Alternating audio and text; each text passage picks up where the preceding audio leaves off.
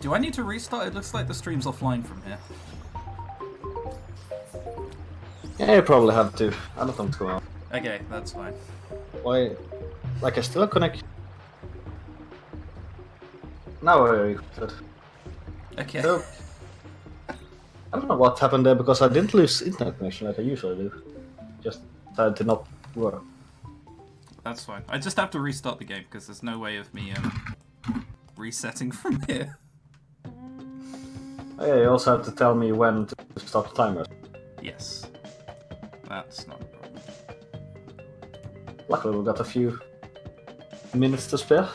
Yes, yes we do.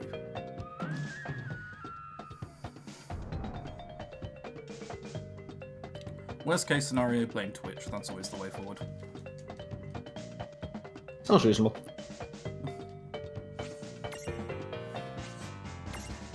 Right. Okay, I am essentially ready to go whenever. So yeah, don't hold up, I hope. Okay, do you want me to give you a countdown? Yeah, sure. Okay then, 3, 2, 1, go. And we're live. Good luck, mate. Thank you for the good luck. Right, let's do this again, shall we? Hello, everybody. My name is ChrisTenarium. This is World of Final Fantasy Pokemon Edition. For those that don't know much about World of Final Fantasy, came out a few years ago, you catch things and they fight for you. It has nothing to do with Pokemon, but it does. And there are even ice sliding puzzles later on. There are also a lot of cutscenes. Luckily, in most of the modern Final Fantasies, you can skip cutscenes. This run would be nearer the 10-hour mark if you could not skip cutscenes. It would be a very, very, very long run. So, this animation here used to be a lot quicker. But not anymore.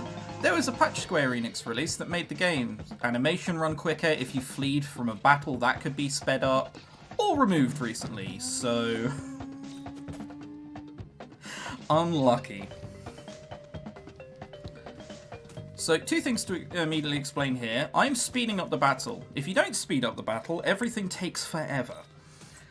Also, in the top right corner, around the fast forward button, you can see two little circles which are revolving around the fast forward button. That means repeat the last action taken. If there was no last action taken, it's just a physical attack. We use that throughout the run. It's a really, really handy thing to have, especially when you're throwing items at things.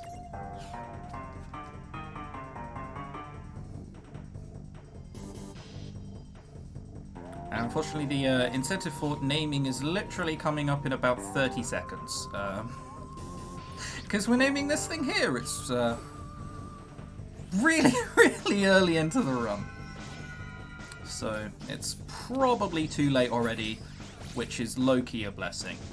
Because when I'm looking to heal it and do things later on, I'm looking for Choco Chick and not, you know, World of Final Fantasy Fan 49. So, we need to catch this thing.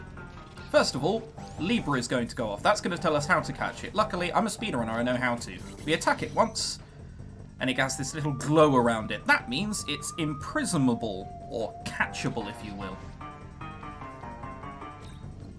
Nice. We got it off before he got his turn off as well. And now it's imprisoned. He's now ours, we get to keep him. As I said, it's not Pokemon.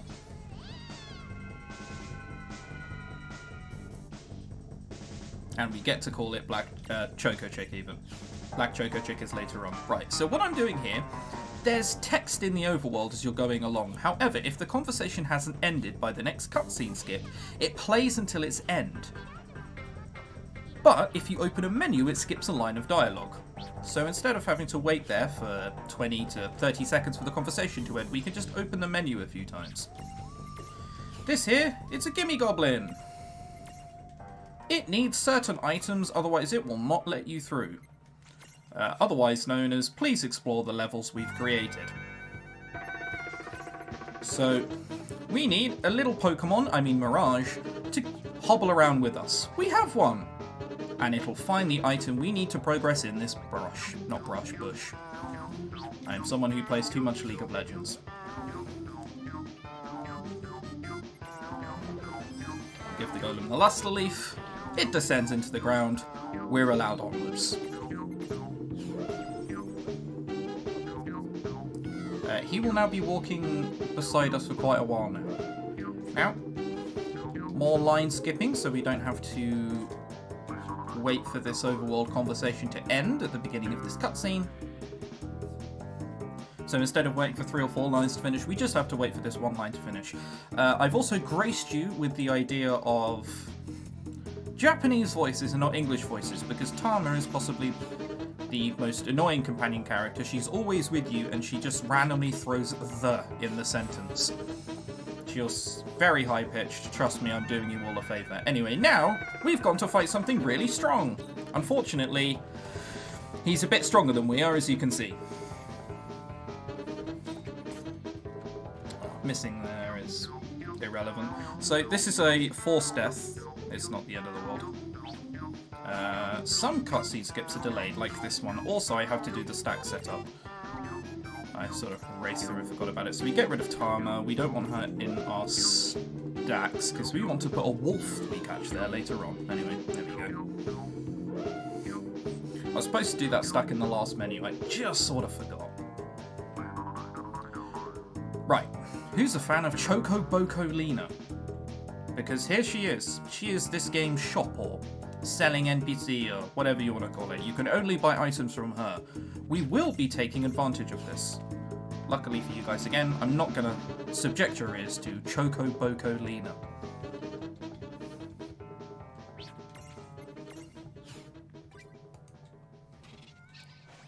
And some cutscene skips. We've attempted Sylph, who was just waiting there this entire time for us. We can use her, we won't be.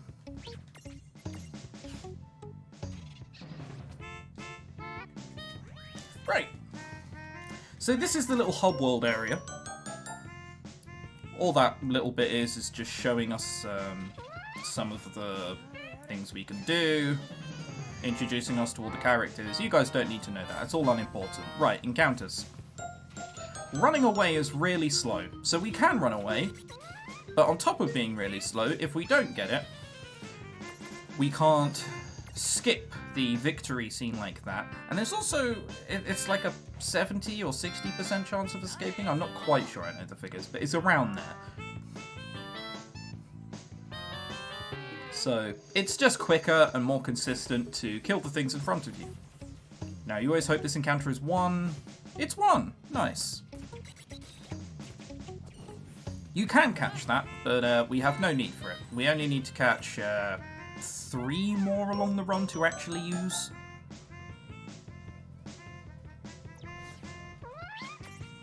Right, so this time we won't be going into that scary box of doom. We'll just be running straight past it. Great thing about this game, there are no breaks through it at all. Absolutely none.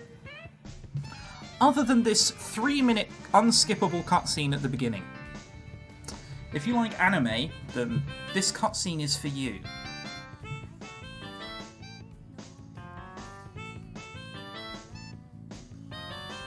And this is all this is. It's just 3 minutes of cutscenes.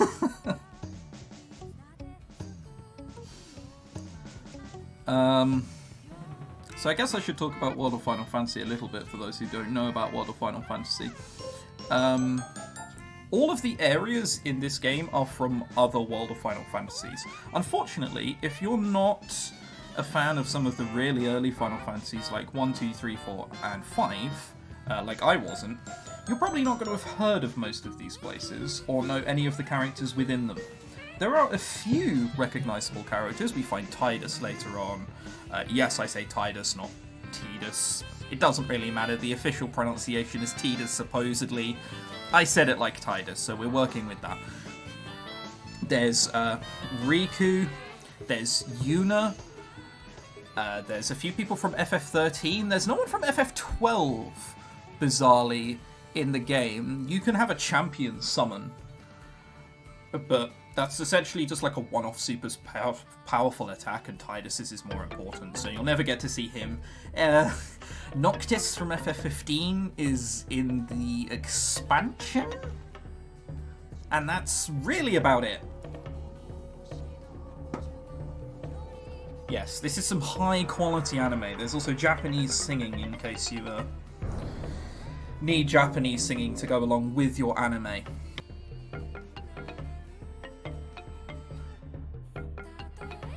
But yeah, we also find Cloud, we also find Squall, Quistis, a few others, but mostly, essentially, if you're not a fan of Final Fantasies 1 through 5, then you're not going to have heard of a lot of these people.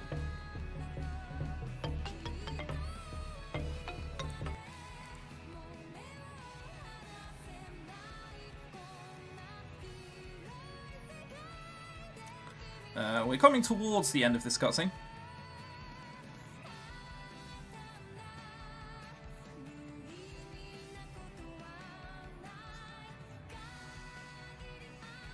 Is there not in-game music playing right now?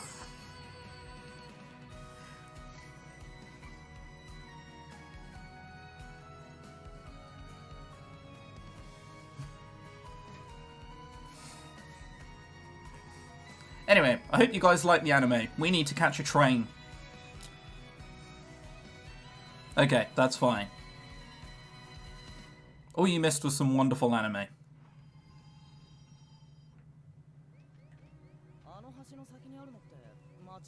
So, genuinely, we need to catch a train now. We use the girl to run around because moving when you're big is quicker. Because you can't be big or small. And later on, Lan becomes smaller, so it's just easier to use the girl right now. So, battle here. We're going to hold down auto battle, and they're just going to auto attack them to death. At the end, we're going to try and imprison them. Unfortunately, we can't imprison them because they're attached to a certain evil lord around here.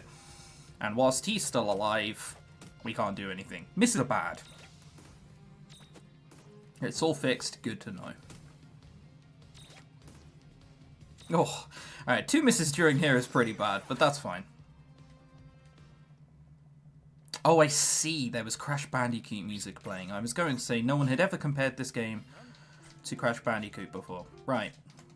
More text skipping. Makes waiting in front of the castle, you know, a few seconds as opposed to 20 again. Found by a Japanese runner. I don't know his name.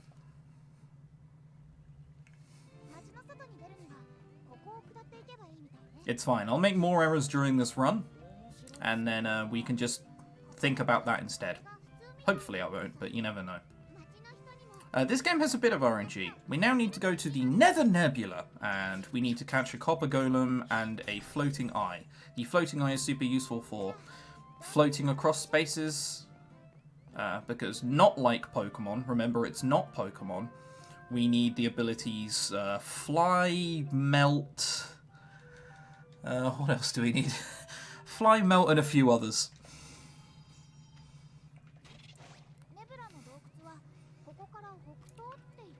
So this is a very RNG part of the run. I do have safety saves if they just don't show up. So if they don't show up after like 10 encounters, I'll likely close the game, reload that save. But it's a very rare scenario that that actually happens. I've not had it happen for a while. Anyway, welcome to the Nether Nebula. Encounters in this game are fixed, so I will always get the same amount of encounters at roughly the same spot. So the first encounter should be coming up around now. That is a very, very, very late encounter. Does it have a copper gnome in it? It doesn't. Unlucky. So these here are mini golems. We don't need to capture these. We were going to try and run away. Okay, here you can see. See, we cannot skip this. It's just like a 2 to 3 second thing of, yes, you've run away. Now look at this barren, solemnous pit. It's an aesthetic bonus having JP voices on. There is a character in this game called Tama. Her voice is really annoying in English. In Japanese, it's bearable. So we do Japanese instead. The next encounter comes around this chest. Ooh, quite late again, honestly. Okay, there's no copper golems. This is quality marathon luck. As I said, escaping is between 60 and 70%. We've been a bit unlucky with escaping so far. I think that's 2 out of 7 tries now. So what do we need from that chest? We need to get past this gimme golem. The thing we need to get past this gimme golem is in that chest beforehand. As I said, all these golems are here for is to encourage exploration. Luckily, I know where all the things are. Pick up these potions. Picking up potions isn't mandatory, it just makes it safer. Because it's a marathon, I will be picking up every single potion I can get my hands on. Okay, there needs to be a copper golem in this fight, otherwise we're grinding. Oh boy, we're grinding. Okay, well, this is fun. Copper golems aren't rare. The floating eye encounter is rare. You normally find a copper golem in the first 3 fights by now. However, yet to find one, unfortunately. So we're going to do the old Final Fantasy special, run around in a circle, because we literally cannot progress from this point. What you see to the right of me requires certain stats and resistances within mirages to be met, so it opens a bridge. We need a copper golem for that, and we haven't found one. Oh, we've actually found the rare encounter we need for the floating eye. Okay, never mind, it's good luck. This gaze here confuses you. What you hope happens is... Oh, perfect, again. We need to imprison that. What you hope to happen is he confuses you. Oh, slightly unlucky. He confuses you. Quite unlucky again. There's a 90% chance of it being caught when it's like that. So... Come on. There we go. So yes, there's a... What you hope to happen, which did happen, was the back confuses you and then you get attacked afterwards, which gets rid of your confusion. It didn't happen that time. Anything can happen here, as long as they don't crit the floating eye here, it doesn't matter. Please don't crit the floating eye, they attack themselves. All of the mirages have certain things that need to be met, requirements even, that need to be met in order for you to capture them. The floating eye can only be caught when it's the only one left. The copper gnome, you just need to attack and it's lowered and then you can catch it. Anyway, now we have a copper gnome. We can construct a bridge. So yeah, this won't open unless the mirage certain weight and resistance is met. I'm really glad we found that encounter when we did. It can genuinely be a pain. This one here is for some more chests. They're really handy and they make Big Goblin really, really quick. Because we get an Earth Hammer. Earth Hammer deals about 1,500 damage. As you can see so far, we hit for about 100. So having something that deals 1,500 is really good. And a Phoenix Down as well. Phoenix Down helps for Ramu, makes it a bit safer. We do need to sell one, so if we use it on Ramu, we need to spend an extra little bit of time grabbing one. How low are we? We're low enough that not healing here could have been silly. Oh boy. Oh boy. Okay, you know what? I'm just going to throw a potion. Just in case this doesn't work. Okay, the escape worked, never mind.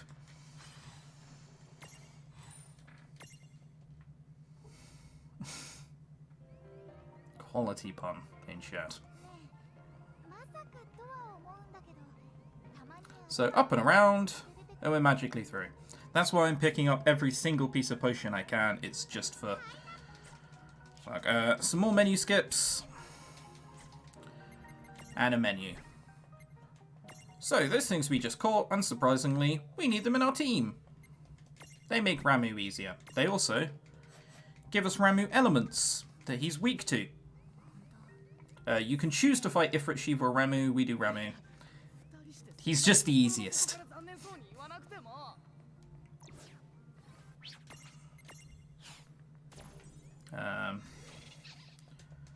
Obviously, during a normal run, I would never save here, but it's a marathon, so it's a super safe strat. I will be saving almost anywhere where we have like a 1% chance of dying.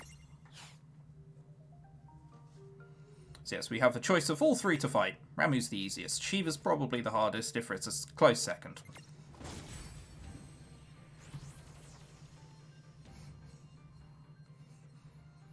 So what are we doing here? Channeling Element Earth. And channeling Element Earth. We need them all to hit ideally, and then we also need Lan to outspeed on the third turn. If he doesn't, we use Phoenix Down. Once you get him below half health, he uses Judgment Bolt, which is really scary. I don't think Lan is going to get this extra ghost, so... Oh, God, well, I need to throw it out anyway. If we hit that one there, yeah, we're going to maybe need to Phoenix Down here. And this is why we picked up... Oh, my lord! Easy every time, not even close. I don't know what you guys were worrying about. I wasn't worrying either. And there we go. And now we just keep hitting him until he's dead. Remember, 16 health is the ideal amount to be on. And this here should kill. Oh, wait, no, it doesn't because we already missed one. Just don't hit Rain. Oh, okay, he did. It's fine. 34 health. Perfect amount of health. And Ramu's dead. That's pretty much the last time we'll be using channel elements and attacks like that. Oh, no, can't skip this. This is an unskippable cutscene. Silly me. Okay, well that fight was a lot more exciting than it ever needs to be. When Lan missed... So there's like a 5 to 10% chance that they miss. And if they do, it's really, really unlucky. And it throws off the strat completely, so you sort of need to improvise. Unfortunately, Lan was also so slow and didn't outspeed Ramu for the third attack. This one is a deliberately late cutscene. You can only skip it once that carbuncle turns around. I do not want to save my progress, no. So back here, we don't need to do anything here. We will go exploring this place a little bit later on. But essentially it's still the hub world, so we're just going straight back to Cornelia. Cornelia, by the way, is from Final Fantasy 1. For anyone who didn't know. There's also a bunch of things where I don't know where they're from. So... I'm just going to be saying that they're from Final Fantasy 1, 2, 3, 4, or 5 every time we get to one. We're going to the Watch Plains. That is either from Final Fantasy 1, 2, 3, 4, or 5. The stuff you'll recognise will come up later, I promise. So as opposed to going right this time to the Nether Nebula, we're going left! To the magical Watch Plains. The music of this place is a little fun. Right, so in terms of... We've been hitting stuff physically so far. Because of this, we're going to learn Double Smash. It's exactly the same as attacking normally, but it does it twice. So it's sort of useful.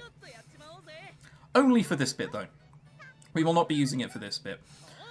We also need to capture a black knack during this area. It's a little wolf thing. So if you see a little black wolf thing, we got lucky on RNG. Obviously, these are not little black wolf things. The potions, for the most part here, are irrelevant other than in the next boss fight. You will never fail escaping so many times in a row that you need to heal here, he says, hopefully.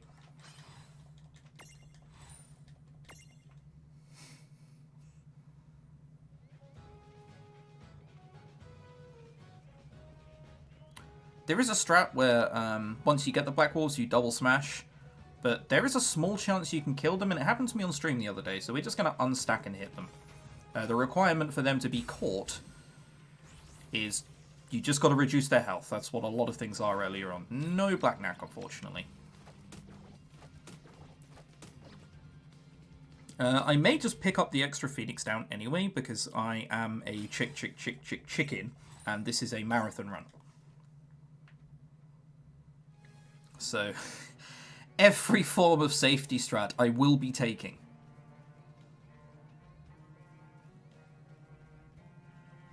It's not too far out of the way, it's just like an extra encounter, so worst case scenario you save like, you know, you lose like 30, 40 seconds depending on how long it takes to escape.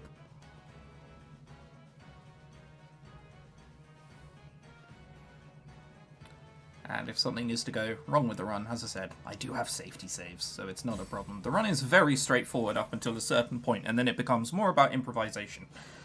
Oh, a black knack! That's lucky! Right, we're going to unstack.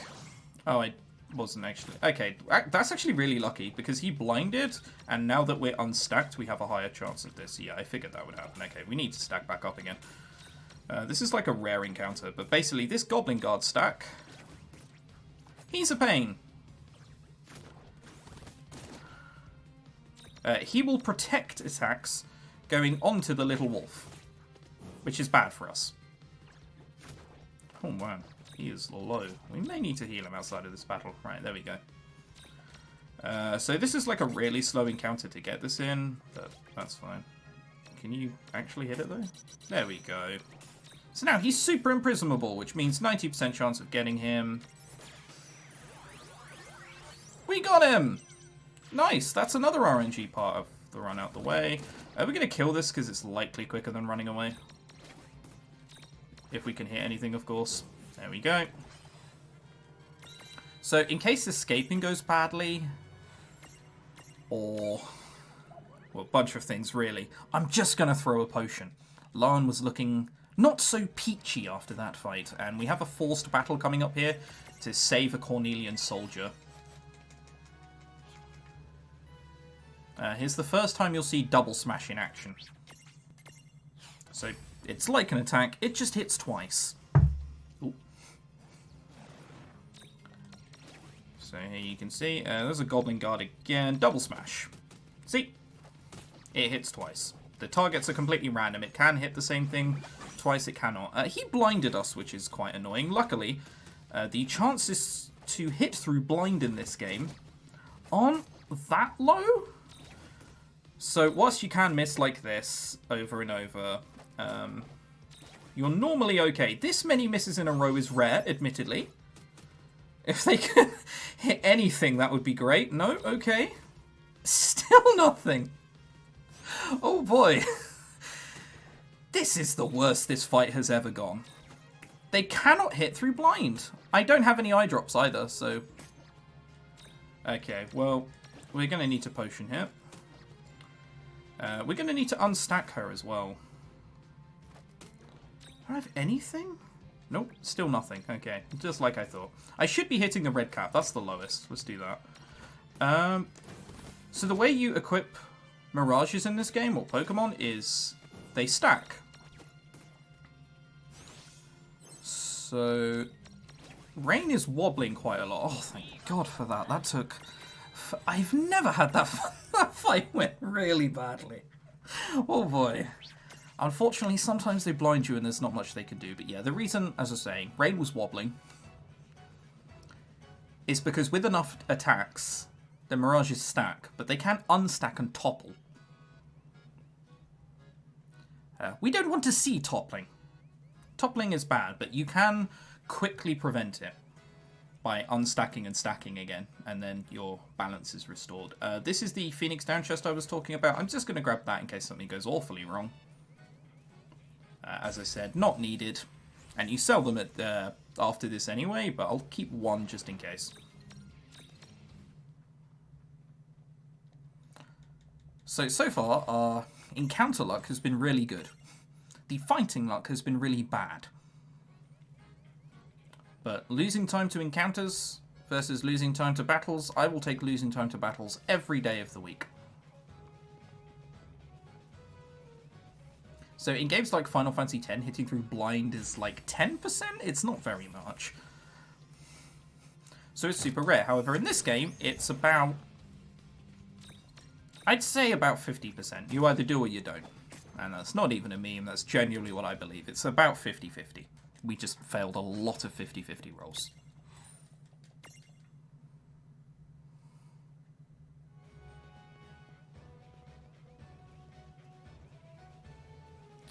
Right, coming up here, Big Goblin and Bahamutian Commander. And by Big Goblin, I do mean Big Goblin. This fight almost never goes that badly that you'd have to save, but it's a marathon, so we're saving anyway. Any fight that isn't just throw items at thing, we'll be saving at. That's sort of most of the mid-game. You buy a bunch of really, really powerful items in this game and then throw them at the enemy. And the items do far much more than anything you could learn does until far later on, where we'll be transitioning out of them. That chest we pick up there is for extra potions. I don't have to do it, but I've used a few potions here and there. You never know how badly this fight is actually going to go. We start. See, big goblin. He has a really, really terrifying move called Big Gobsmacker. So we defend for it, because it hurts a lot if you don't. So we kill Barhumutian Commander first.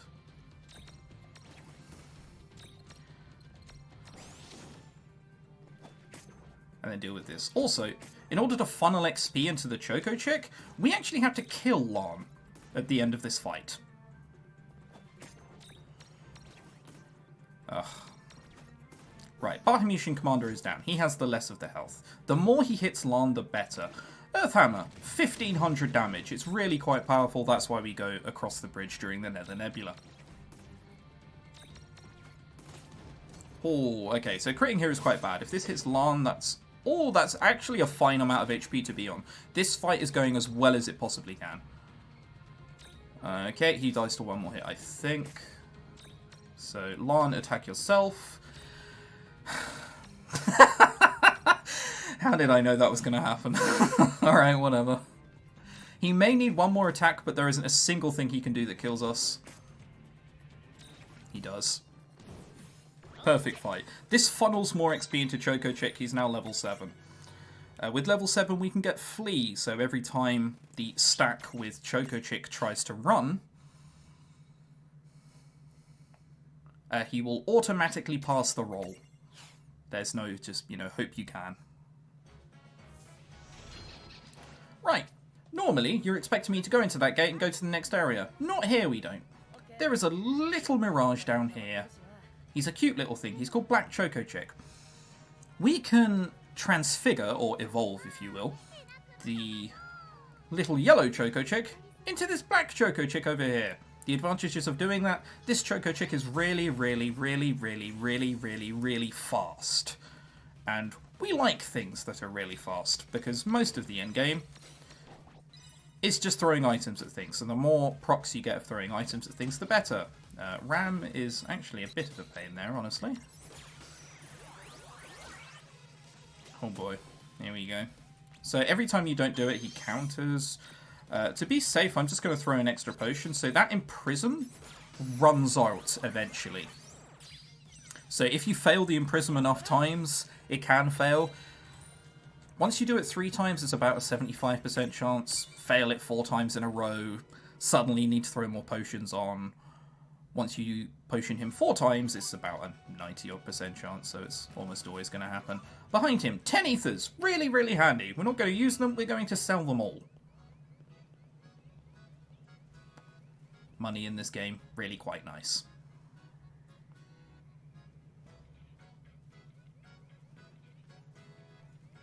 Right, so back we go. We're going to go on...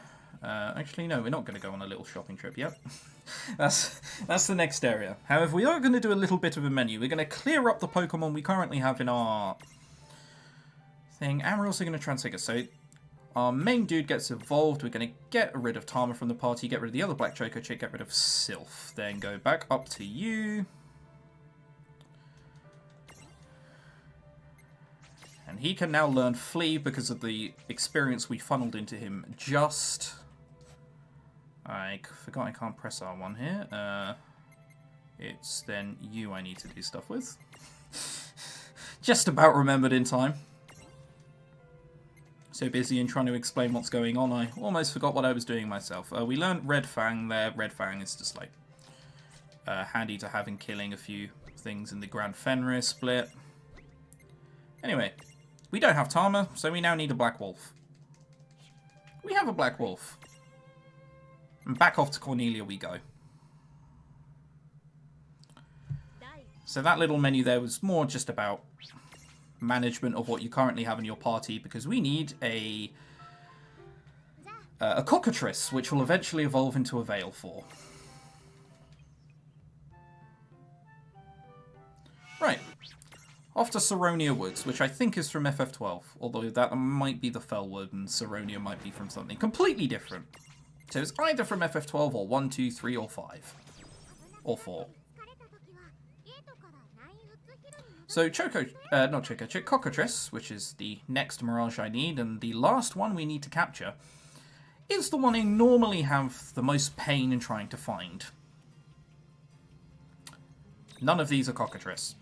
So Cockatrice is a small orange thing. It can come in a stack because enemy Mirages can also stack, in which case we have to topple it and then capture it.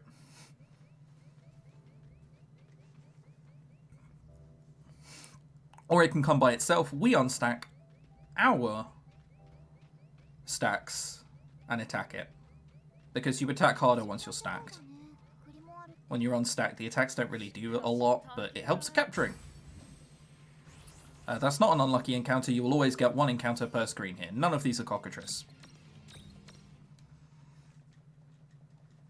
So there are like 4 or 5 different enemies you can fight here. If you're unlucky enough, you can get all the way to the end without finding one.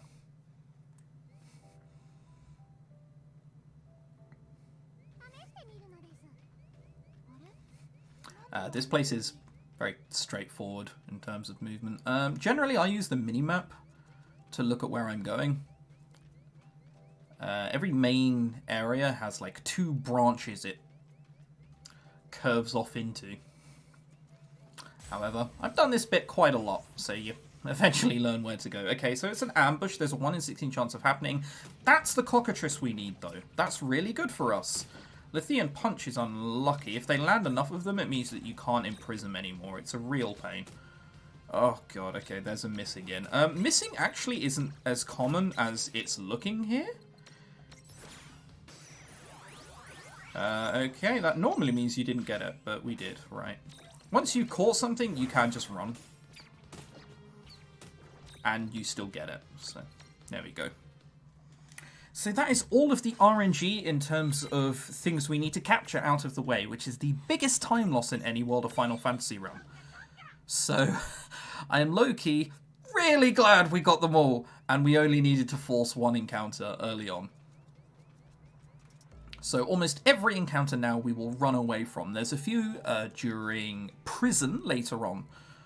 Yes, we get sent to prison. That we need to go through. Because we need a little searcher. Because nothing in this game is actually weak to gravity. Right, so there's a boss coming up. You may recognize her. There is also a reason I'm not saving. I don't want the health. The health just makes this fight longer. Oh, here's the other stack that the Cockatrice can come in. So you have to topple that, it falls down, and then you attack it twice and capture it, but we don't need to. But yes, some of you may recognize this one. That's right! It's Yuna. You won't get to see her. So, we're small, so we remove all of the mirages. This way we have less health. We want to die as quickly as possible, because you cannot actually win this fight. Remember what she says here? Look at the subtitle here. The way you use mirages, only Lucifana held them with such power. A line I never quite understood. We weren't even using mirages, and she wrecked us.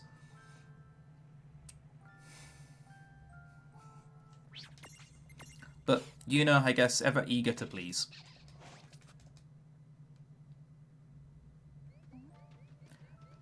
Teleport stone up here. This is helpful with warping back to the beginning of areas later on. So you don't have to run all the way back. It just makes it a little bit quicker.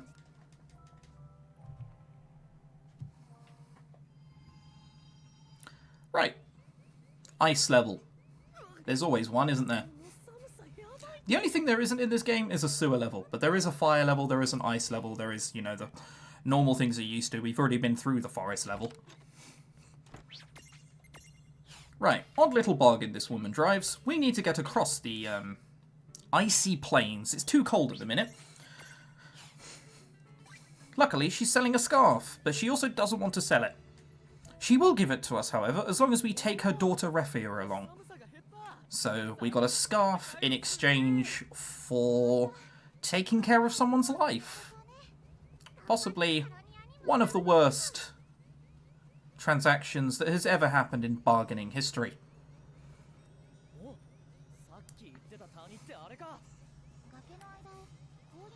It does not contain... No, there actually is a beach later on. There's no dumb FF15 beach swimsuit model stuff, unfortunately. I say unfortunately, that would be a disaster. Fortunately. Anyway, this is the ice area. I hope you like it. We're leaving.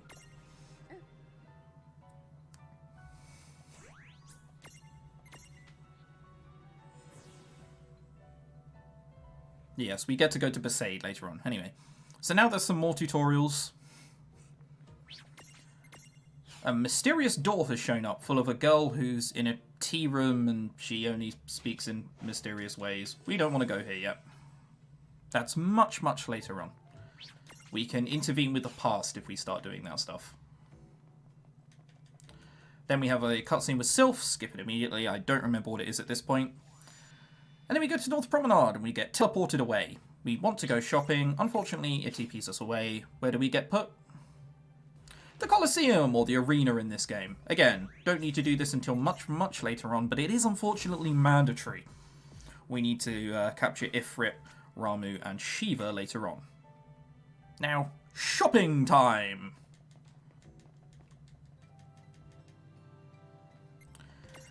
We sell everything. No, we don't actually. I'm going to keep 2 of these, because I think I got 2 extra. Then, Electro Marbles. Oh, no, we want a bit more than that. Nice. So, remember the damage we were attacking for earlier on. Just bear that in mind when we start using these items. They hit really, really, really hard. Right, so again, we need an HM for this, luckily. We have a Mirage that can melt this down. But there is no other way to get this ice down. Also, now I see Stay Hydrated bot here. This is a little cutscene. I'm going to take a little quick drink of water, because I'm talking quite a lot.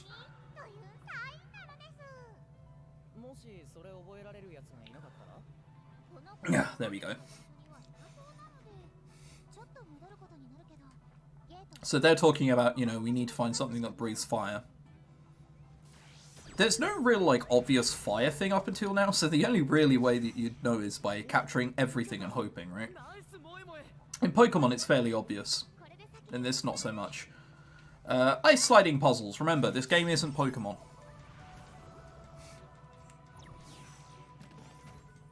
Luckily, chests. We're going to grab those. Those are just potions. We'll seldom ever need them, but grab them anyway. You have to melt down the chest anyway in order to get the exit, so you may as well pick up what's in the chest on the very, very off chance that you need to do so. Anyway, that little menu we did for the wolf earlier, it'll come in handy here. We learnt Red Fang, which is a fire attack, which means that we can one-shot all of these little white wolves. Spoiler alert for the next fight.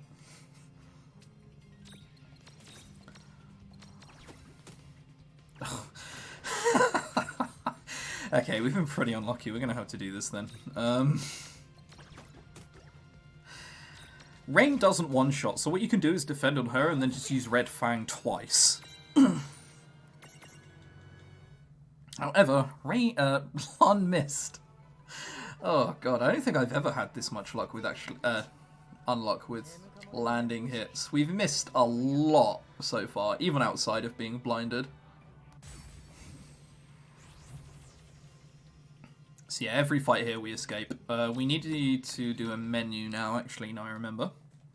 So we got rid of Tama from Lan in the little stack earlier on. We're now going to put Wolfie Boy there, and we're going to replace Floating Eye with Cockatrice. Just because Floating Eye has... not Floating Eye, Cockatrice has fire, which means that we can one-shot the Wolfie Boys a little more. We just needed to keep him in for the first fight, because... XP reasons, really. Right, so give you the Black Knack. And then replace Cockatrice with you. And that should be everything.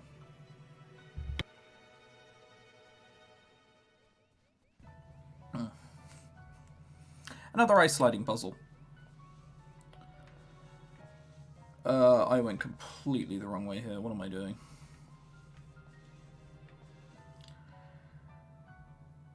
Okay, right. Okay. I have a set of puzzles of where I'm supposed to go. Directions and so on. And I looked up and it said down because I hadn't scrolled down to puzzle 2 yet. So I had to... Once I went up and then right, I had to reposition where I was. If we're lucky, we get an encounter skip here, but I don't think our movement's been good enough. Oh, it has. Never mind. So you can get an encounter before this fight. If you don't, you just skip the encounter entirely. It's great. Encounters are fixed in this game. Yeah, as you can see, fire and red fang 1 shot, attacks don't. Attacks take 2 shots, so... Doing it this way helps. The reason we needed to go right and not immediately down is because we needed that chest. And that chest contains the item for this gimme golem. Right, let's actually go the right way this time, shall we?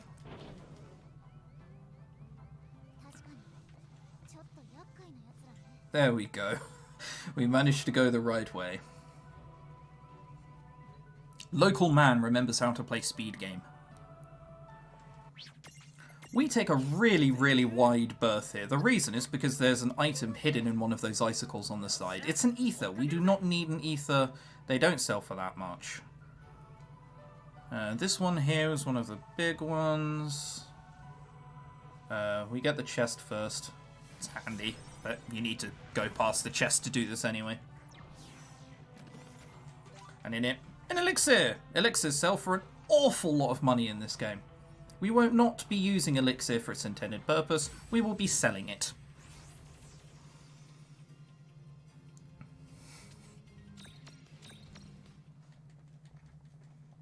Right, so in order to funnel XP into the Black Wolf, we need to kill Rain by the end of the next fight.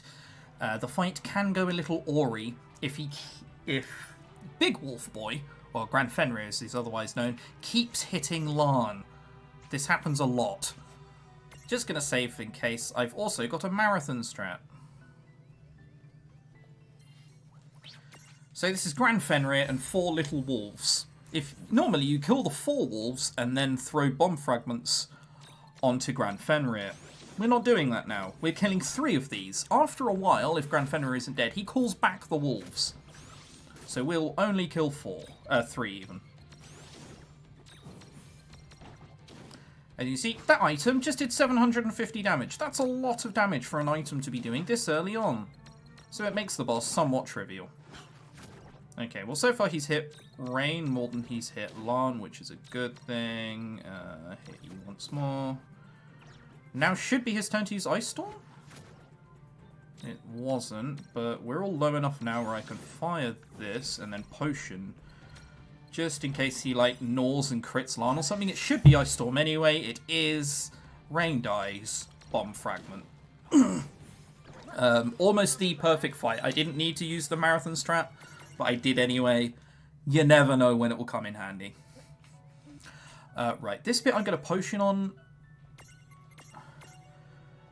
This can genuinely go wrong. You can get ambushed here.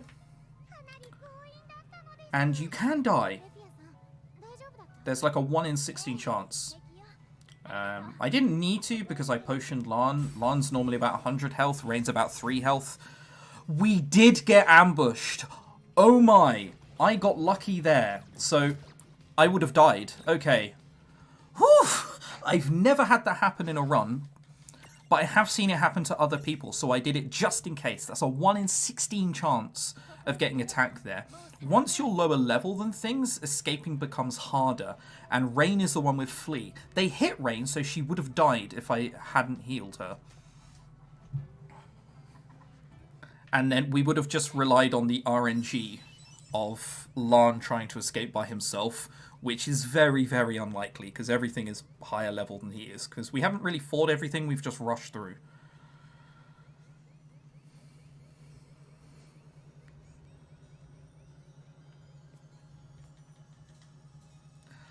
Oof. I'm genuinely glad I potion now.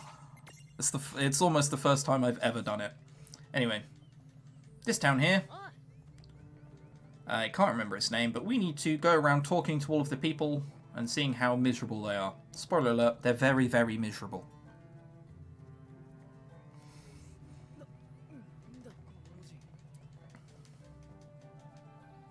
Refia's uncle lives here, so she's like, what happened here? He's such a nice person, I don't understand what could have happened. Right, Lan is now small. This fight has a very, very small chance of going badly. If Black Knack dies, he doesn't have enough XP to turn into Grand Fenrir, which is happening in the next menu. If we do that, I have no other choice but to reset and load a safety save. It's just like a 5% chance of happening. He needs to hit Black Knack and he needs to crit him. Okay, he didn't. Cool, nice. It doesn't matter if anyone else dies, but if Black Knack dies, it's terrifying. So, because we defeated Grand Fenrir, that means we can turn something into Grand Fenrir if we have it. And we do, we have Wolf. Once you get big mirages like that, you can ride on them. Riding is an awful, awful lot quicker. Black Knack didn't die. We don't need to touch the safety save. Woohoo. The run should be plain sailing for a very long time now.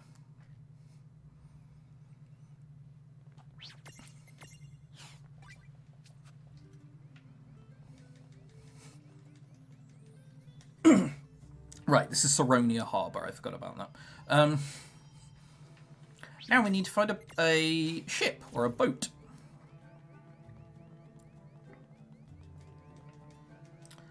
So we ask around, does anybody have a boat?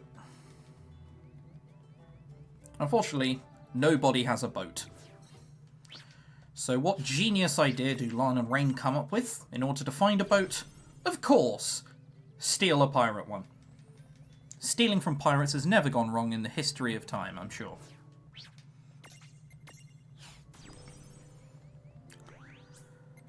Right, little menu here, we turn Wolf into Big Wolf. So I'm just going to be quiet and focus on this real quick. It's quite a long one for one of the two long ones we have to do. So that little square we got at the end means that we can turn Black Wolf into White Wolf. And from here into Big Wolf. I'm simplifying this, obviously.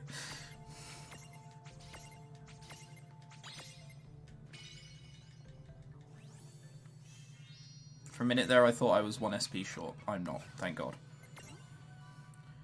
So here, First Strike, super handy, and Joyride. Now we turn it into Fenrir.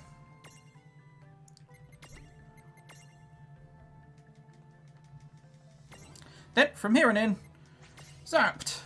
We thunder the coup pirates at the end. So, having thunder is super helpful, and for you, we need the ability to fly. There. And Magic Plus, which also helps with thundering. Then we actually need to put these dudes in a party. So yeah, I'm aware that'll affect our stacks if I put that there. It won't be a problem. Then Fenrir. No, not. I need to change Rain. Rain is obligatory in the party, unfortunately. And zapped. There you go. That's the menu done. So we're just reorganizing what parties we use, what parties we have. And putting some new abilities on everything. At the end of this place are coup pirates. They're all weak to thunder. So, not having to use electro marbles on all of them is really handy. The scream is even worse in English. Trust me, you're lucky I put it in Japanese.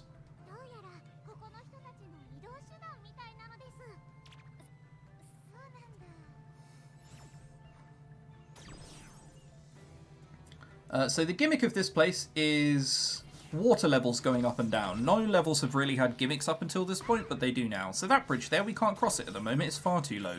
So we need to raise the water. How do we do that? Of course, by these little locks. Certain resistances, certain weights. It accepts that there's a weight and resistance is met. And up the water comes. Very inconvenient system of keeping people out. The amount of times little Johnny must have accidentally flooded the whole place is beyond me.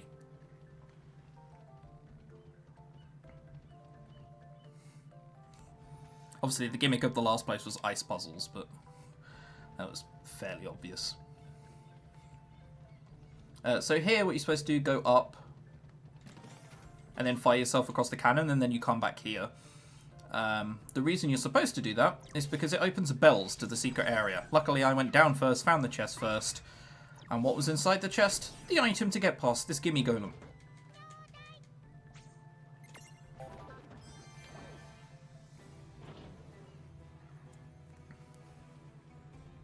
We do need this chest up here. In this chest are fish scales. We need fish scales for a quest later on. Someone desperately wants them and they'll give us something we really need in return. And also to kill a few bombs later on. Again, they're more items, so... but they deal water-based damage. Lightning marbles, or electro marbles, like we're currently using, are really handy because not a lot of things are weak to lightning. But not a lot of things are also resistant to lightning.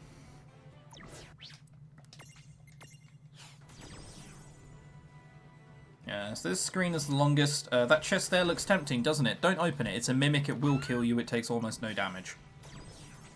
So we need to raise the water and then lower the water. Again. We need to raise the water so we can get a chest to get past, you guessed it, another gimme golem. I don't know who's setting these up, but they're very inconvenient, and surely they're only inconveniencing themselves. Unless the owner of the gimme golem can get past without the item. And the item disappears once you use it as well, so... It's peculiar they're putting them in the chest to the side anyway. This bridge is now raised, so we can grab the item that we need for the gimme golem. And back we go! Couldn't steal that boat? No, this boat here in the background, this is the one we'll be stealing. Well, stealing is a big word. Borrowing. We'll call it borrowing. But it's definitely stealing.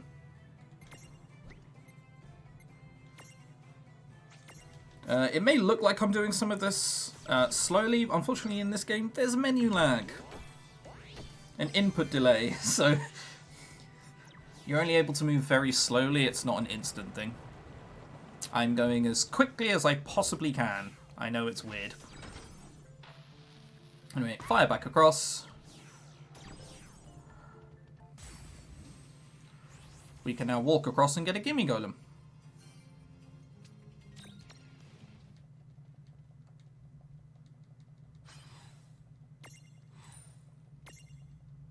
It's magical stuff in Final Fantasy. World of Final Fantasy, even.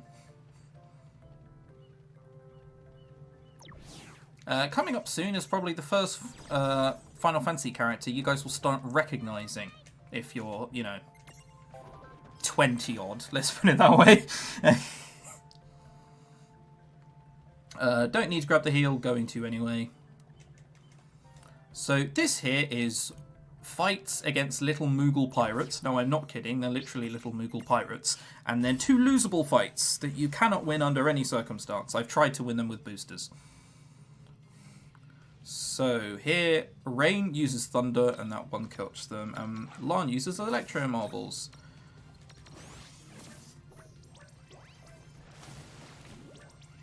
The only thing here, yeah, Water Harmony obviously loses time. Attacking is just quicker, as you can see.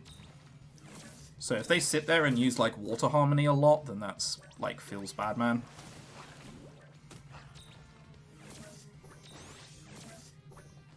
So we have Magic Plus, Enhanced Thunder, and Enhanced Thunder. So Thunder should be doing a lot. However, that 750 gil item Electro Marble is currently still doing double the amount of a Magic Plus Enhanced Thunder. That's how important and dangerous items are in this game. Anyway, how are we going to defeat this thing? Big, scary, terrifying? Oh, that's right, we're not going to. It's an auto-loss fight, unsurprisingly. You cannot defeat that. Even if you have the most powerful items in the game and you deal it, they will always have 1 HP remaining. This is just an endurance fight, sort of. You just need to last a few rounds, but he doesn't really do anything, and attacking loses time, so we're just going to try and escape. And then eventually, the pirate will come back in.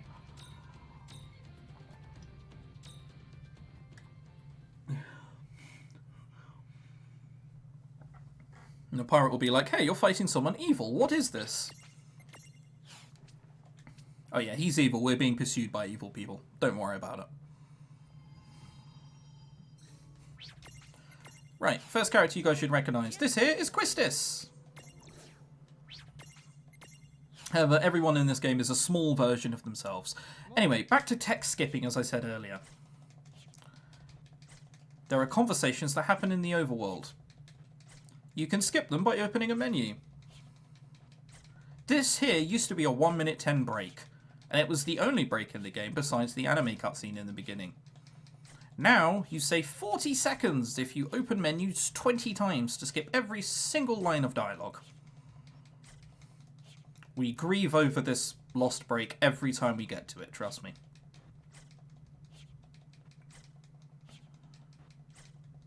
And that should be the last one. It was.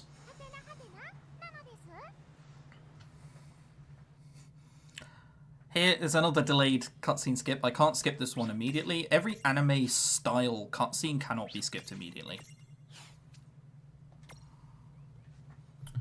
Right, walk forward and do another skip.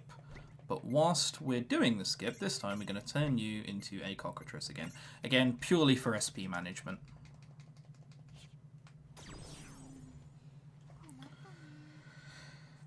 Two little lizards fighting a little poor helpless baby tortoise. We're here to save it. By throwing electro marbles, of course. Very, very, very, very powerful. But we still need to get across the sea, and we haven't found a way across the sea yet. If only there was some sort of big turtle who could help get across. So now that we've saved baby turtle, big turtle. I am notoriously bad at this bit. This bit here requires you to traverse the sea and avoid all the sharks.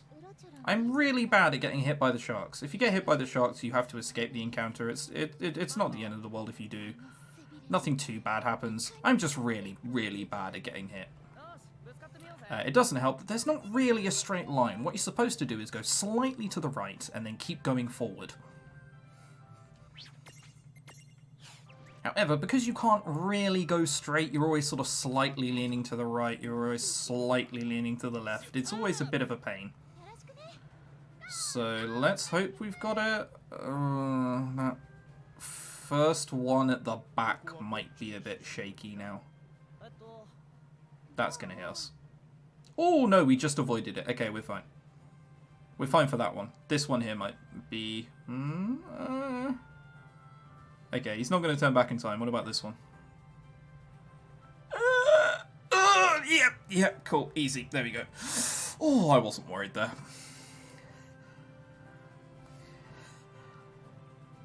I lose a lot of time by being caught by those sharks. You guys have no idea.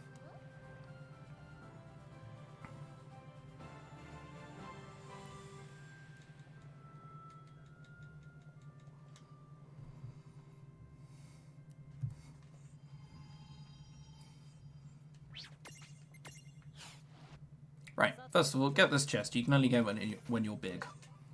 One of the reasons to control rain by default.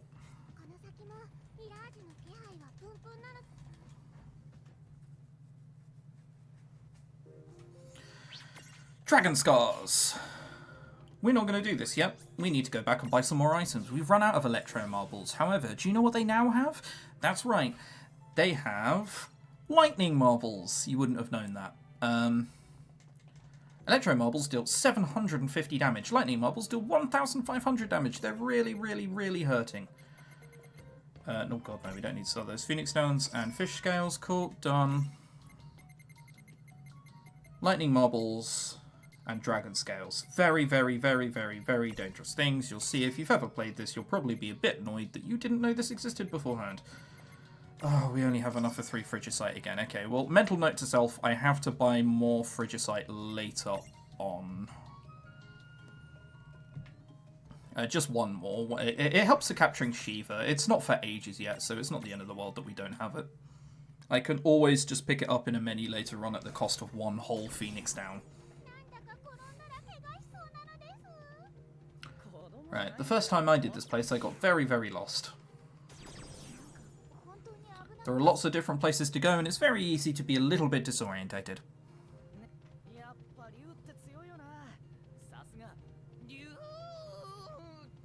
So the gimmick of this place is just a bunch of falling levels, right? It's also lots of dragons. Dragons are weak to water, that's why we bought so many dragon scales. Dragon scales are, for some reason, water damage. I don't really know why. You'd think they'd be wind.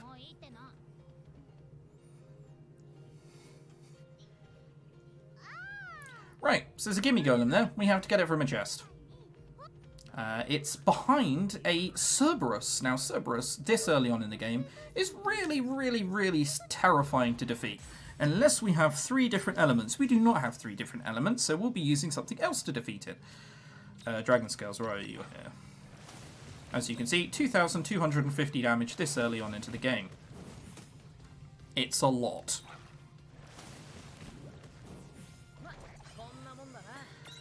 So, how do we get past Cerberus?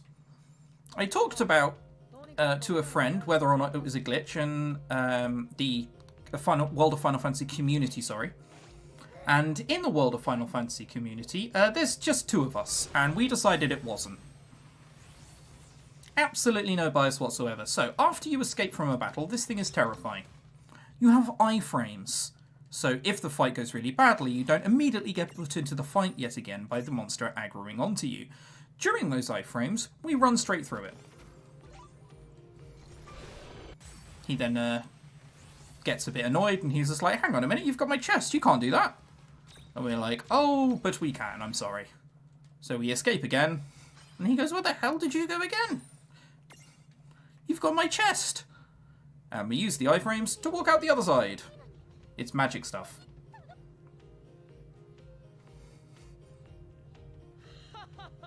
So the reason we decided that wasn't a glitch, because it's essentially an intended feature. You are supposed to be able to run away from that and not have him capture you, because you can be low health. We're just using the intended feature for a different reason altogether.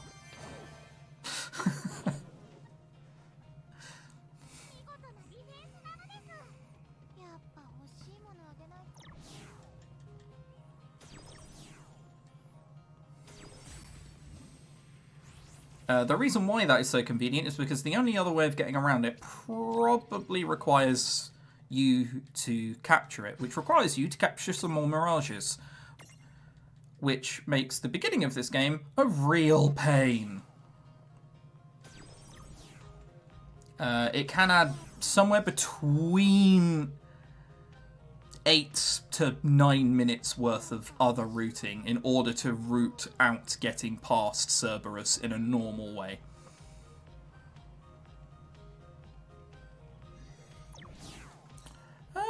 Maybe I should have saved here, but it should be fine. So, once this boss goes below half health, she's terrifying. So we're not going to get her past first health on her first turn. We're only going to do that on her second turn. As you can see, she does lots of damage. So she now has over half health, she doesn't use Flare Star, and we kill her.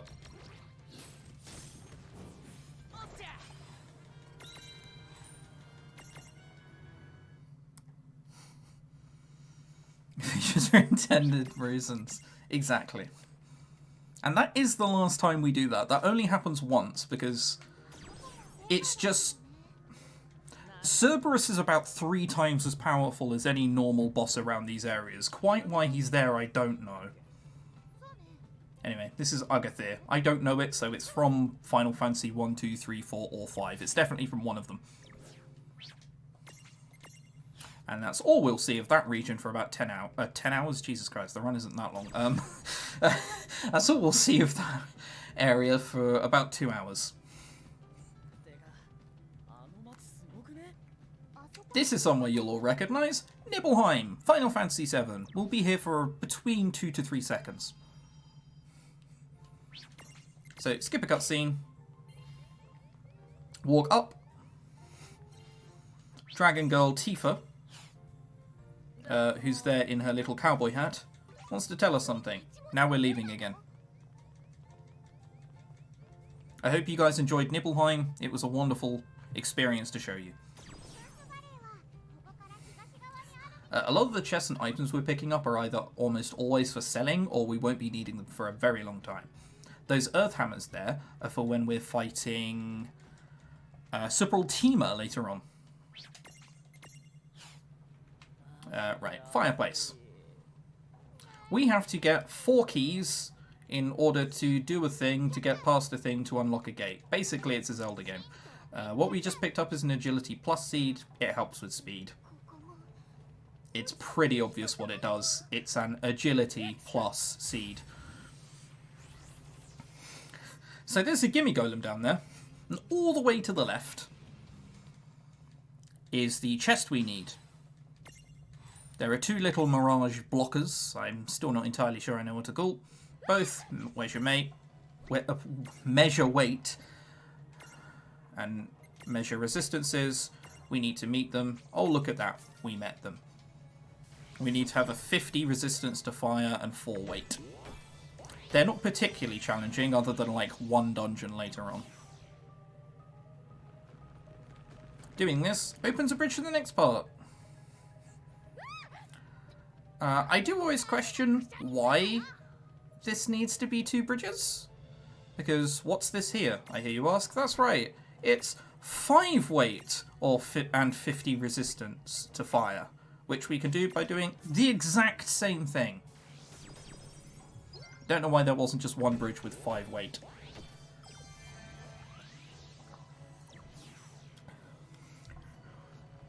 One of the reasons we fought Ramu earlier is because he gives us zapped, which is like really handy for these things.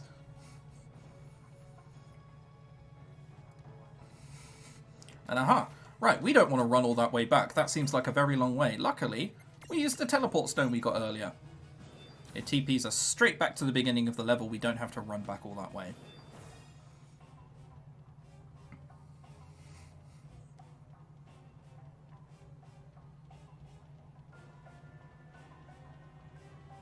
So, very short walk later, here we are.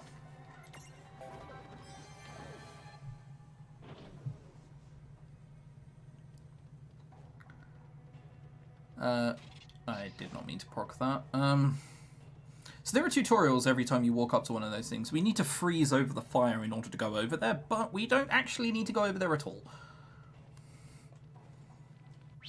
Anyway, what would be something scary that appears here? That's right, a flaming tornado. You can't go there, you need to go north.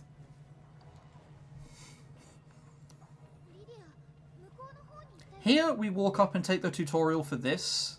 If we don't take the tutorial now, it will take it up later on. And it's about 20 seconds time loss, because where it procs, the conversation needs to end. So the whole conversation ends, then you get the tutorial for it. Anyway, lots of bombs here. Where are my fish scales? There they are. Right, I forgot. I have Phoenix Downs just in case, so they weren't in the place where they normally are. So here, we just fish scale. Fish scale, very, very dangerous. Very, very powerful.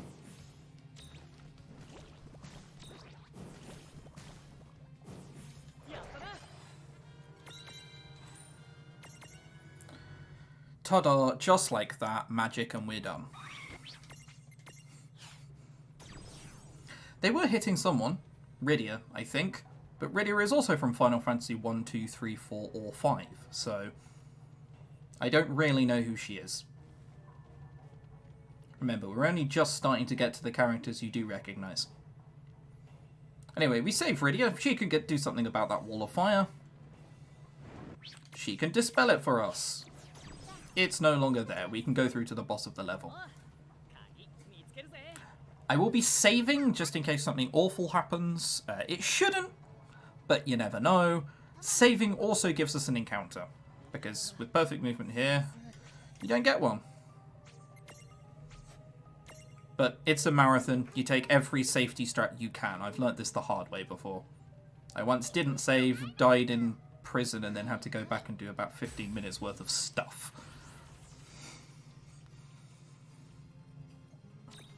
Okay, small wolfy boys. Unfortunately, you're about 8 or 9 dungeons too short to be reliably caught here. Also, we don't really deal any damage to anything outside of using items now.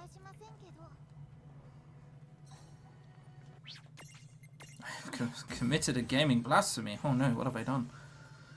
Right. This fight here, a little difficult. There's one way we get around it though. Dragon Scale, Dragon Scale. It then attacks someone. It attacked Rain.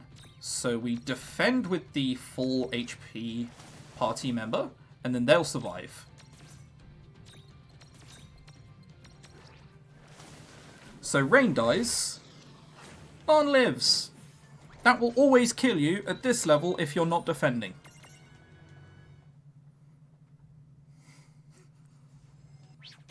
And we got the first key to the magical place of Zelda stuff. Anyway, we're thrown out and we got back to the next place. The next place, bit of a swamp. The gimmick of this place, I forgot to open a menu. This is what happens if you don't skip lines of dialogue. You always just wait there. Luckily, I forgot it on one of the ones where it doesn't really matter all that much. Right. Time to capture a toad. It doesn't really do much other than give us a mirror jewel. Mirror jewels let us use things that we haven't learnt yet. We need an earth hammer, which is there.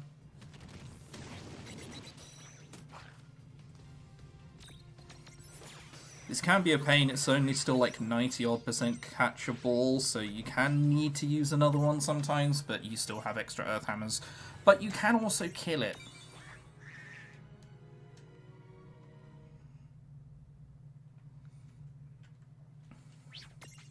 So yeah, gimmick of this place, things jump up at you. If I do this properly, you won't see any. So it may look like my movement is awful, but I'm actually being really, really, really careful.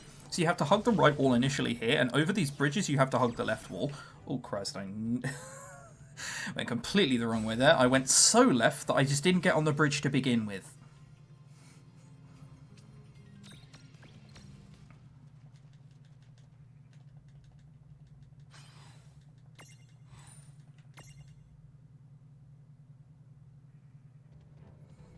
And we're using Snow and Shiva's thing to create the bridge because we don't have our own little ice maker yet.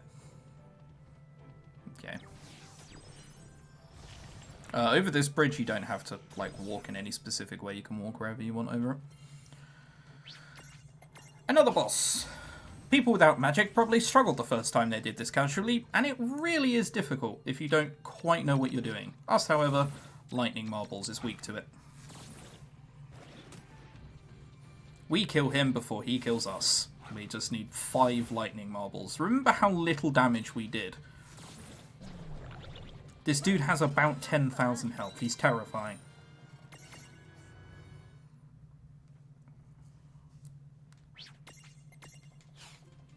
And that will be the last of Snow you see. Alright, time to meet everyone's favourite Final Fantasy character. And who's that, I hear you ask? That's right, it's Lightning.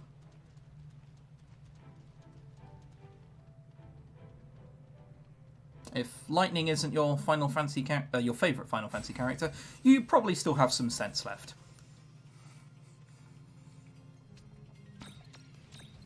I know some people who sort of like Lightning, and that's really about as far as people get for in terms of passion for lightning as a character.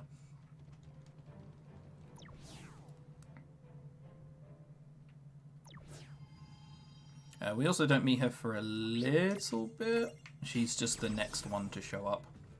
Anyway, we need to go and, you know, talk to some caravan dudes. There is a quest there. We don't need it. It's useless.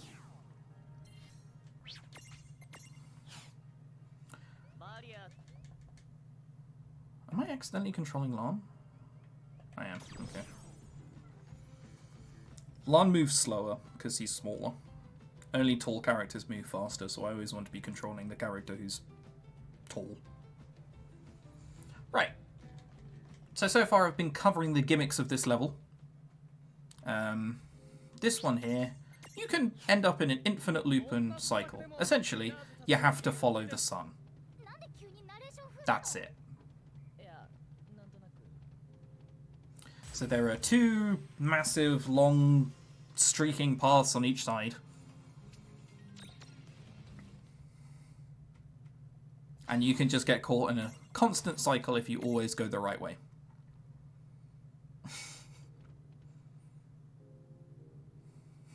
We haven't met lightning yet, it's fine. So yeah, you see the sun in the background over there? I'm not sure if I can show it. Like, there.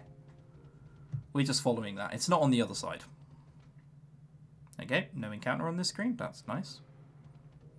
But this time, the sun's on the other side, so we go down.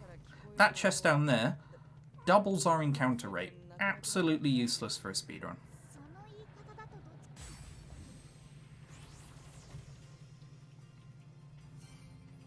Whether or not you get an encounter on this screen is completely different.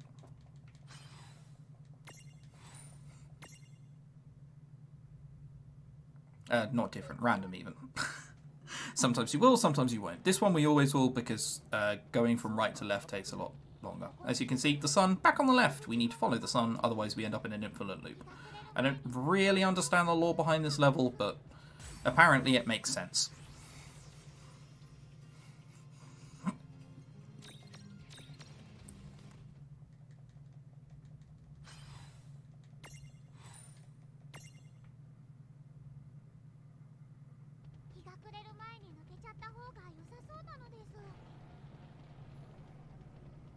Okay, if your movement is really, really bad there, you can get 2 encounters.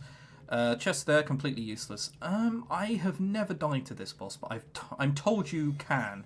And because it's a marathon, I'm just going to throw a cheeky save down in case something goes wrong. It's something. So these monsters here are sandworms, and essentially they can swallow you. If they do it twice in a row, you are in real, real, real trouble. I've never even had it happen once, but I'm doing it just in case. They're weak to water again. Yeah. I've still never seen them swallow me. I've only ever seen it happen once.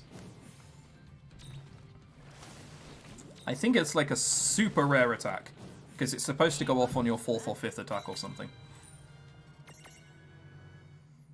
Ah, yes indeed. Praise the sun. Right. I think we're about to catch a glimpse of lightning.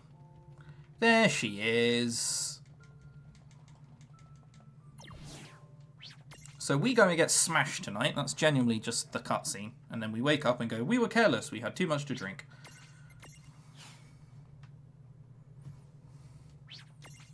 We were careless, the drinks last night, it says down there. Right, on this bit, I hope there's a save point, because I just sort of naturally skip past the save. Oh, thank God, there is, okay. This bit here can be a real danger. I once did World of Final Fantasy for the FF Relay. I lost about 10 to 12 minutes here. Because you are really weak, you have no mirages, you're super vulnerable. If you get caught by anything, you're dead. The Searcher's vision range is a lot longer than I ever gave it credit for. So I was standing well outside of its laser, it still caught me. I'm still sad about it to this day. So we're going to throw a cheeky little save down here. This fight can also...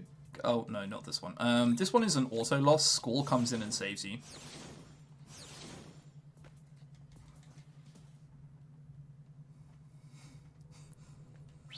Probably should have remembered which one I was on. So, this little dude here, he makes us able to move fast. Squall and Cloud's voice acting, this is Squall you're hearing right now, it's a lot better in Japanese.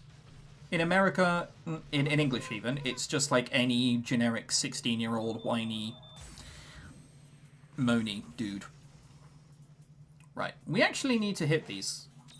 You can miss these attacks and it's a real pain, because he can just kill you. Okay, we got that. Now he uses Faith or Bravery. No, he attacked again. Whew.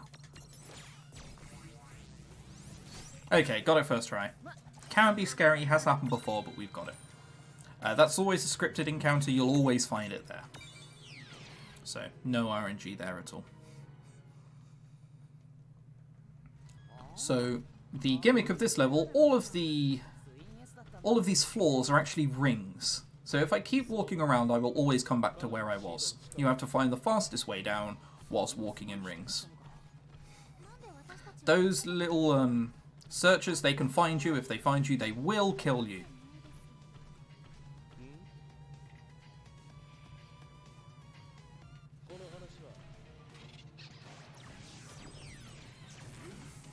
We have a little searcher, you can open these things, it's just about zapping. So,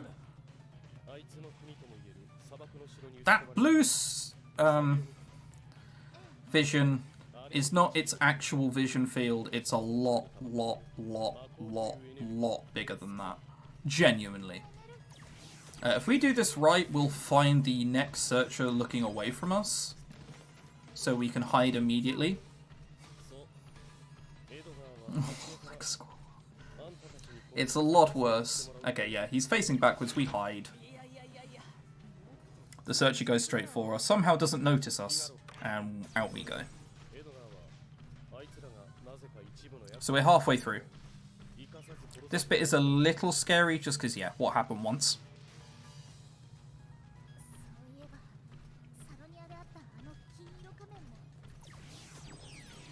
There's just one more searcher we have to skip.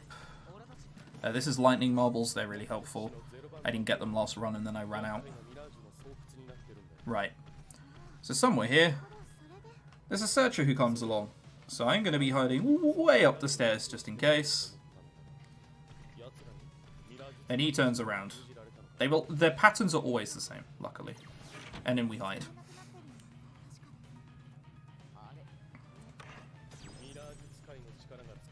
And that's that done.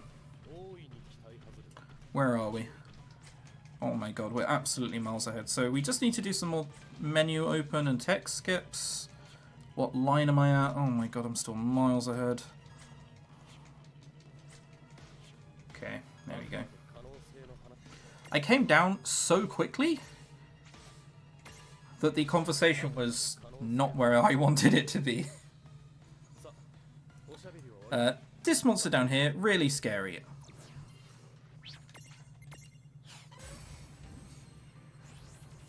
However, not in the speedrun! In the speedrun, we just, you know, throw lightning marbles at him. He's weak to them, luckily, so we just two-shot him. I'm trying to save regularly because this is a Square Enix port. For people who don't know Square Enix ports, they do just occasionally crash. I need to... Oh, no, not yet, actually. So, this here, another forced loss. You cannot win this. As you can see, she does a silly amount of damage before you can get any amount of mirages back. That's Shellka. She's from either Final Fantasy 1, 2, 3, or 5. I have to delay this cutscene skip. It won't let me skip it early.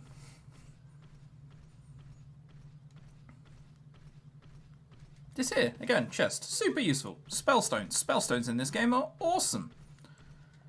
They do double the amount of damage of normal items, and they hit everyone. We use them late game.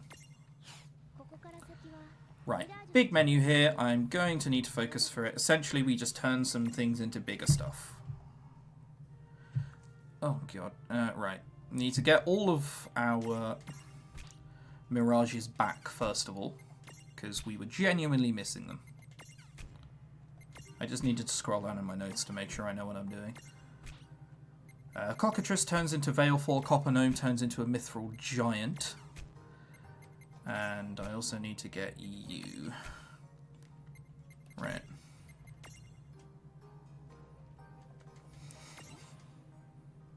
So this here, we're just giving it more speed. So the agility plus seed from earlier will come in handy. That's that for that. Lucky Frog, you need to learn the Mirror Jewel. It's either Shell or Haste, I never remember which one you are. Dirge of Cerberus, there you go, that's where she's from. I played that once, I was very small, it was in Spanish. Probably about 12 years ago at this point. Right, this Cockatrice is going to turn into a wonderful Veilfor. He's going to be big and he's going to be the belle of the ball. Just helps with a large Mirage later on. No, you could replace Cockatrice with a lot of things, but it's handy to have him around.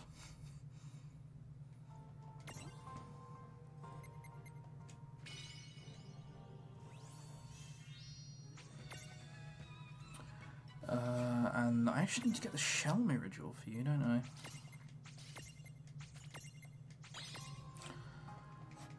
Cool. That's all the menuing done. So now we need to turn you into a big Mithril Giant and you into a beautiful Veilfor. Oh god, there's still more. Never mind. Nearly forgot. You need to learn Faith, which is here, and First Strike. We did the transfigurations. Right. Now the only thing remaining is to actually stack them.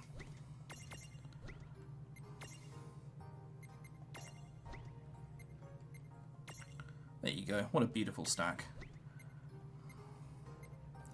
You get Fenrir and Searcher. Searcher is low-key the MVP of this run along with Choco Chick.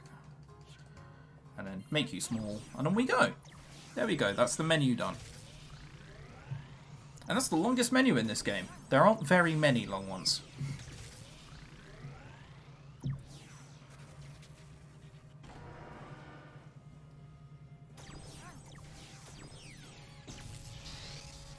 So Searcher later on, I should probably explain the gimmick of this world first. You need to activate the reactors which open doors. You can only do them in a certain order, but luckily they've got numbers written on them half the time.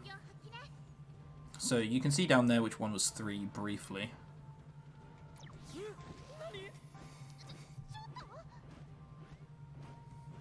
There, he said Nani. I believe that is a meme.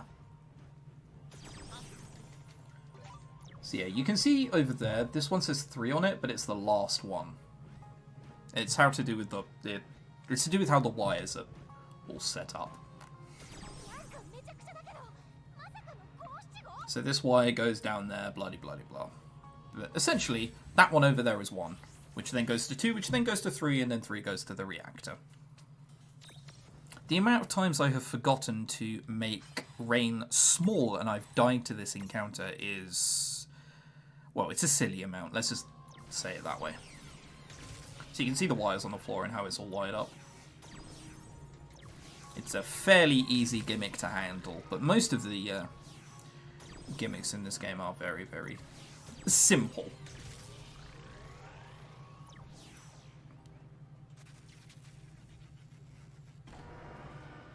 Ta-da!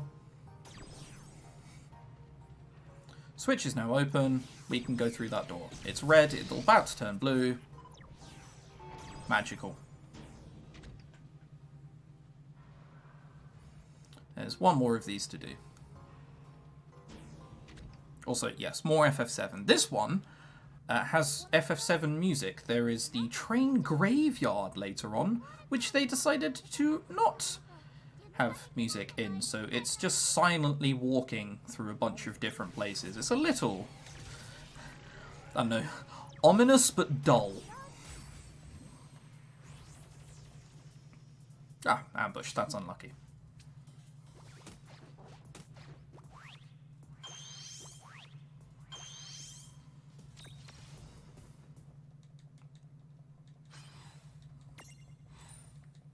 Ambushed isn't the end of the world.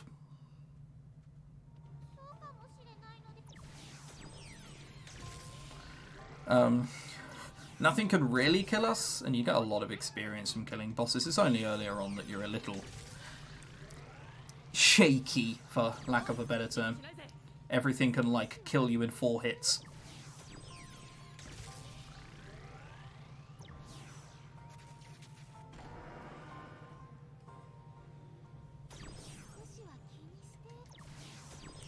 Cool, and that's the last reactors slash switch slash thingy we have to do.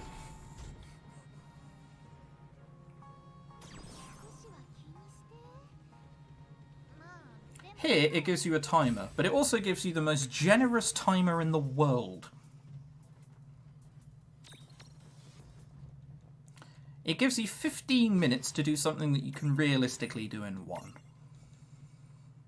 All you have to do is remember the way you came from, which, I mean, it's not very difficult.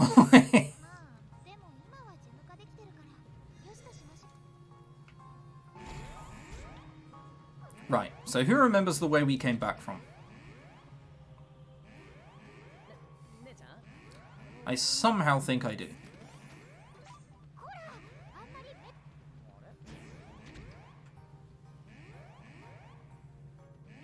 Cool. Walked into a wall a little bit there.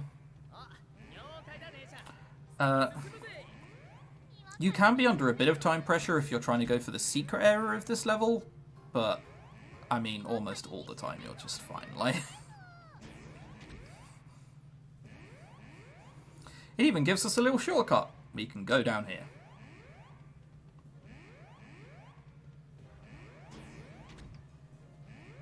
So what did I say I could do it in? A minute? Under a minute? 41 seconds. Alright, I already hit the save point. Boy, oh boy, do they give you time there. Anyway, meet Vivi. We're going to catch him. We're not going to catch him. We can try and capture him, but it doesn't let us, unfortunately. It just blows up. About those spell stones, look at what they do. They hit really, really, really hard, and they hit everybody.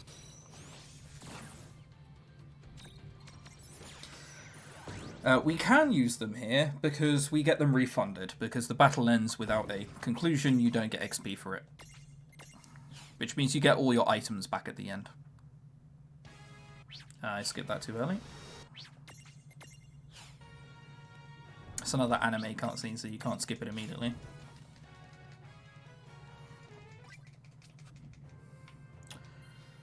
Right. Briefly make her taller. The large mirages are better than us, and the medium mirages we have up until this point are rubbish, so it's easier to make us small.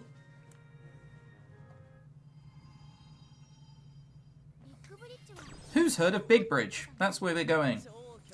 I don't know anything about the early Final Fantasies. I do, however, know that this is from Final Fantasy V.